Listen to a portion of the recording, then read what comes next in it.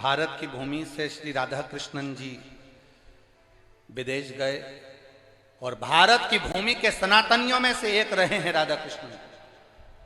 जब विदेश गए तो विदेशियों ने राधा कृष्णन जी से कह दिया, अरे हम आपसे ठिठोली करने के भाव से, उनका उपहास करने के भाव से, उनकी हंसी उड़ाने के भाव से कह दिया, अरे ये तो बताओ राधा कृष्णन जी कि हमारे यहाँ तो लोग एकदम गोरे होते हैं और इंडियन भारतीय भारत में जन्म लेने वाला काला क्यों होता है। राधा कृष्णन जी समझ गए कि ये मेरी हंसी उड़ा रहे हैं, हम भारतीयों की हंसी उड़ा रहे हैं। तो राधा कृष्णन जी ने कहा, देखो भगवान ने रोटी बनाई और भगवान लक्ष्मी जी से कहे थे कि रोटी बना लो, भगवान ने रोटी बनाई और रोटी बनाई तो एक रोटी जो लक्ष्मी जी ने बनाई, जो भगवान ने रोटी बनाई वो कच्ची रह गई, कच्ची रह गई। वो रोटी भगवान ने खाई तो तुम जैसे पैदा हुए, क्योंकि रोटी जब कच्ची रहती है तो एकदम सफेद रहती है।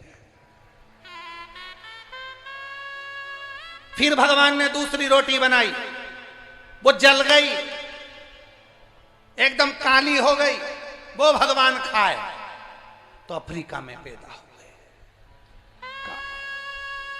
फिर भगवान ने तीसरी रोटी बनाई जो अच्छे से सेकी, ना कच्ची ना जली, वो भारतीय है।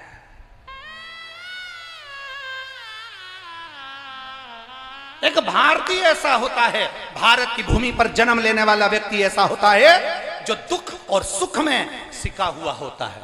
और नहीं तो विदेश में एक महिला अपना, उसका पति मर गया था, उसकी कब्र पर पंखा कर रही थी। तो भारत के एक संत ने उस महिला को देखकर पूरे नगर में सूचना कर दी कि विदेश की महिला कितनी प्रथम नंबर पर है। हमारे यहाँ की महिला पति मरता है तो उसके साथ सती हो जाती है, और विदेश की महिला पति मर जाता है तो उसकी कब्र पर पंखा करती है।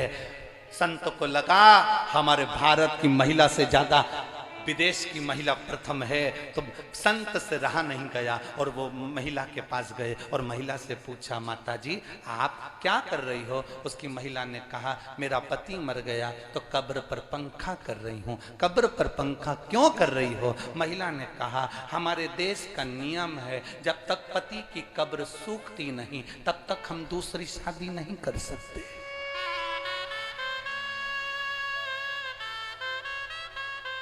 इसलिए पंखा कर करके सुखा रही। संत को लगा कि भारत के आगे सब फीका है, क्योंकि भारतीय जो पका होता है वो दुख और सुख में पका होता है। ये भारत जननी है संस्कारों की, ये भारत दैनी जननी है सभ्यता और संस्कारों की, जिसने दुनिया को दिया है, दुनिया को केवल प्रदान किया है।